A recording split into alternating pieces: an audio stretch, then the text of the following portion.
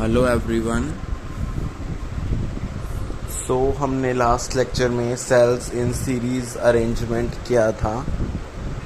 आज हमारा टॉपिक है सेल्स इन पैरेलल कॉम्बिनेशन। हमने रेजिस्टेंस इन सीरीज किया था, रेजिस्टेंस इन पैरेलल किया था और सेल्स इन सीरीज भी कर चुके हैं।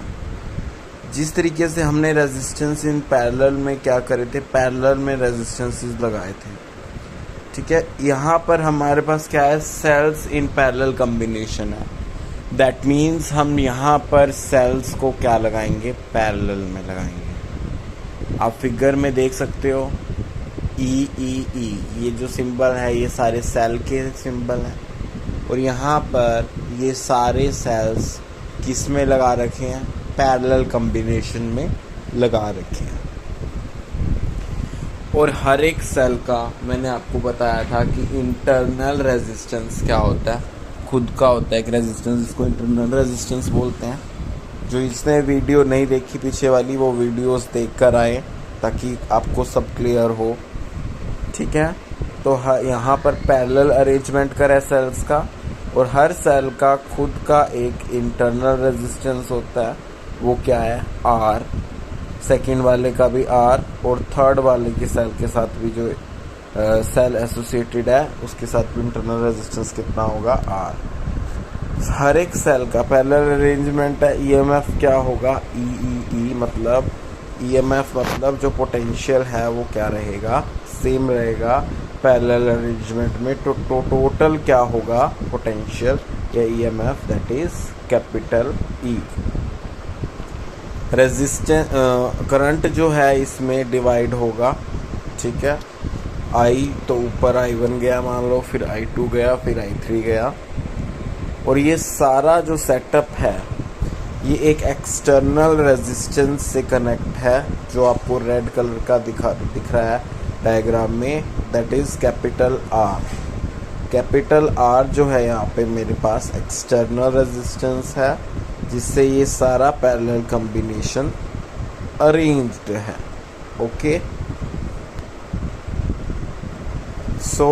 सेल्स इन पैरेलल कॉम्बिनेशन में क्या है, cells are said to be connected in parallel when they are joined positive to positive and negative to negative such that current is divided between the cells। कहता है कि जब sales जो हैं उनको हम कब कहेंगे कि वो पैरेलल में कनेक्ट है, जब किस तरीके से जॉइंड हो, पॉजिटिव पॉजिटिव से और नेगेटिव नेगेटिव से। क्यों, क्योंकि करंट जो है वो डिवाइड होना चाहिए बिटवीन द सेल्स। सेल्स के बीच में करंट क्या होना चाहिए, डिवाइड होना चाहिए। एक और वे इसकी डेफिनेशन बताई थी कि जब there is more than one way to proceed. उसमें मैंने आपको कल के डाउट सेशन में भी आपको करवाया था ना, डाउट सेशन में भी बताया था कि one way, more than one way to proceed. एक रेजिस्टेंस में ये बात आई थी कि एक ही जगह से दूसरी जगह जाने के लिए मेरे को ज़रूरी नहीं है कि एक ही रेजिस्टेंस को जाना पड़ेगा। मैं R1 के पास अलग से जा सकता हूँ, R2 के पास अलग से जा सकता हूँ, R3 के पास अलग से जा सकता हूँ। तभी मैं बोलता हूँ कि there is more than one way to proceed from one resistance to another resistance.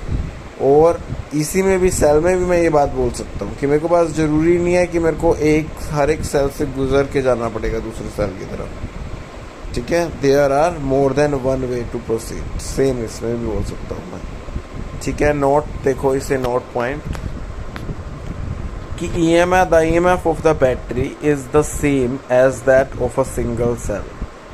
EMF जो है बैटरी की वो सेम होगी जैसे कि सिंगल सेल की जितनी भी होगी। जैसे और वैसे भी एक ये तो पैरेलल अरेंजमेंट भी है, तो इसके अंदर नेट EMF भी क्या लोगे, नेट मतलब टोटल EMF ई लेंगे, क्योंकि क्या है, पैरेलल अरेंजमेंट है।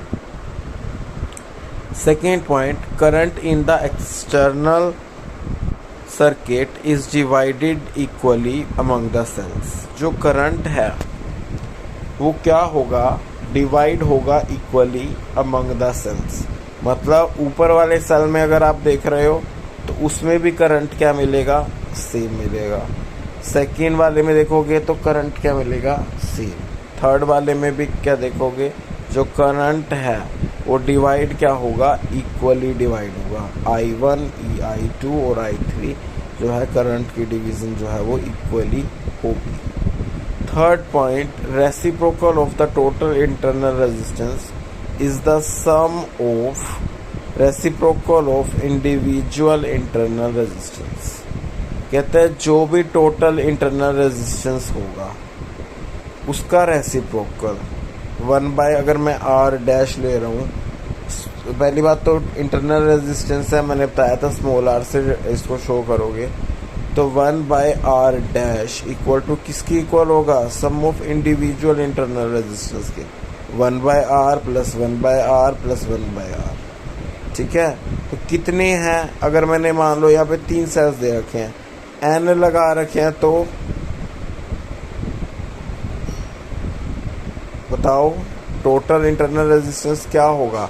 अगर मेरे पास n नंबर ऑफ सेल्स लगे हुए हैं, हर एक सेल का इंटरनल रेजिस्टेंस स्मॉल r है, बता सकते हो, R/N होगा तो N/R, लेकिन रेसिप्रोकल करोगे तो क्या आ जाएगा, R/N। ओके, और टोटल रेजिस्टेंस क्या होगा सर्किट का, ये तभी समझ में आ रहा होगा टॉपिक अगर पिछले लेक्चर्स लगाए हैं। अगर पिछले लेक्चर नहीं लगाए तो नहीं समझ में आ रहा होगा। पहले हमने सेल्स इन सीरीज कॉम्बिनेशन किया। Okay, total resistance of the circuit बताओ क्या होगा। टोटल रेजिस्टेंस ऑफ सर्किट होता है कि इंटरनल रेजिस्टेंस में एक्सटर्नल रेजिस्टेंस ऑलवेज एडेड होता है, हमेशा ऐड होता है। तो इसमें टोटल इंटरनल रेजिस्टेंस कितना है, ऊपर देखो R/N, और एक्सटर्नल रेजिस्टेंस कितना है, R।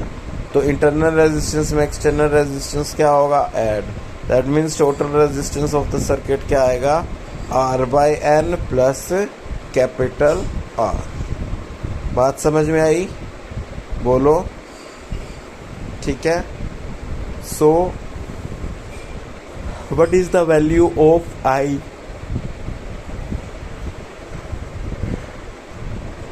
I क्या होगा, I की वैल्यू बताओ, ओम्स लॉ से करवाई थी, V is equal to IR, और I की वैल्यू क्या बताई थी, V में R। और यहाँ पे V किसकी फॉर्म में प्रेजेंट है, N नंबर ऑफ क्या है, सेल्स है, उनका EMF क्या है, E है। ठीक है, तो I की वैल्यू क्या हो जाएगी, NE/R। R क्या है, NR plus R। This is the value of current I, क्योंकि I की वैल्यू V/R होती है। V की वैल्यू को पुट किया और R की वैल्यू को सब्सटीट्यूट किया। फर्स्ट केस कहता है कि अगर आप R की वैल्यू को बहुत स्मॉलर मान रहे हो, R कौन सा, एक्सटर्नल रेजिस्टेंस। अगर एक्सटर्नल रेजिस्टेंस बहुत ज़्यादा स्मॉल है, किससे, R/N से, टोटल रेजिस्टेंस में देखो।